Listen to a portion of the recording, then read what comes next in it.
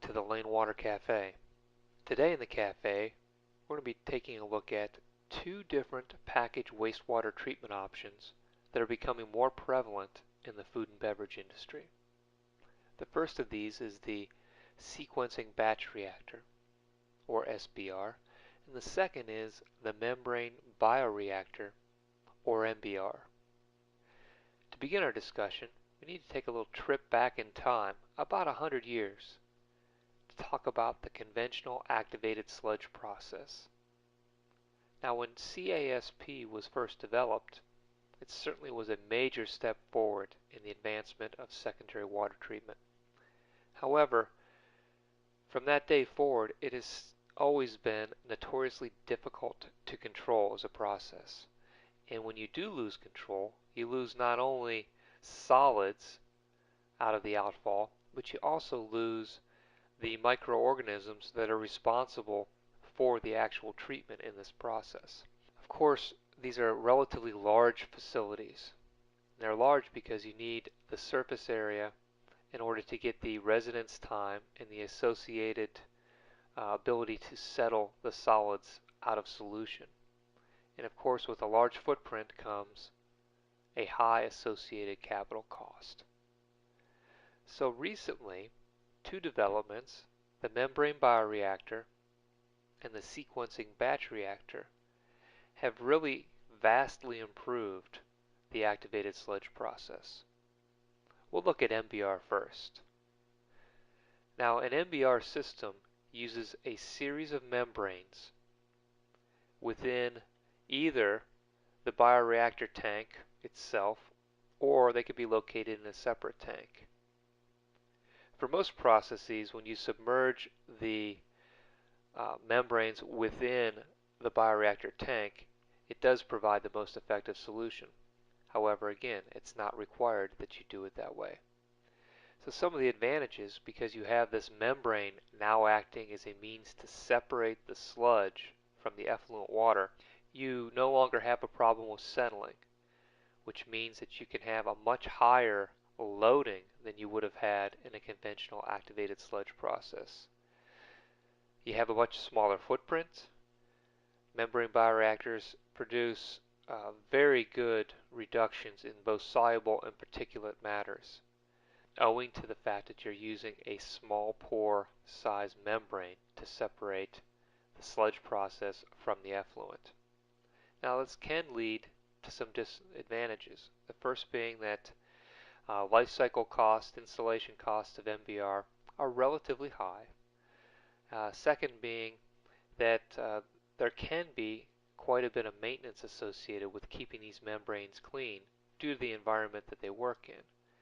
Now, a recent advancement brought to market by Lane Christensen, that being the Porflon PTFE membrane, has greatly reduced both the wear and tear of membranes, owing to the fact that they are much stronger, and then also from a maintenance and cleaning perspective, since Porflon uses the PTFE molecule, it is much less prone to fouling than anything else on the market. So what this means is that when you look at an MBR versus the conventional activated sludge process, you can talk about much lower footprints. You can have much higher inlet suspended solids, somewhere in the range of 8,000 to 15,000 milligrams per liter are not uncommon. And the retention time can be reduced significantly because of the fact you have all this surface area working for you. When you have this elevated biomass, it can allow for very effective removal of both soluble and particulate matters. And so sludge retention times can exceed 15 days in an MBR, and that really helps to ensure you get complete nitrification, which is an extremely important factor when you're looking at a food and beverage facility. So let's turn our attention now to the sequencing batch reactor. Now, sequencing batch reactor, as the name suggests, is two or more identical equipped reactors, common inlet valve, that allow you to direct the flow of the activated sludge process from one to the other And so you essentially fill the reactor and then run the activated sludge process with that reactor isolated. So now you have a bioreactor that allows you to have, again, a very small footprint. Since it's a sequence process, much easier to control because you can valve out, and you will be valving out, the reactor once it is filled. So since, again, it's valved out, it's isolated, you can have much longer treatment times, which can really lower the amount of contaminant removal, or improve the amount of contaminant removal, I should say, especially ammonia, nitrates, and phosphorus. What's the disadvantage to a sequencing batch reactor? Well, they may be limited to smaller flow rates. So it's something to be considered.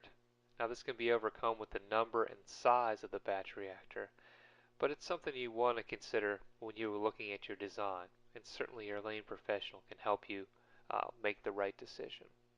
So just quickly, let's take a look at some of the comparisons between these technologies and their performance as opposed to conventional activated sludge. Let's look at total suspended solids reduction. The MBR provides vastly superior TSS reduction, often around 1 milligram per liter, where in your conventional activated sludge process, a good result is 10 to 30. Your SBR comes in typically around 10, maybe a little less than that. In terms of BOD, or biological oxygen demand, you can see results of less than 2 milligram per liter with your MBR, less than 10 for your SPR, where you'd be looking again at 10 to 30 for a conventional activated sludge process. Now let's turn our attention to the bottom of Table 2 under the heading Maintenance Requirements. MBR has typically had a bad rap in the industry because the membranes that are at the heart of the system have tended to not be strong mechanically, have tended to foul rather quickly, requiring constant maintenance and requiring constant cleaning. But recently this has changed. With the chemical resistance is better, the fouling has been vastly reduced, and so it's no longer fair to discount MBR as a whole right off the bat without really investigating these recent advances in membrane technology.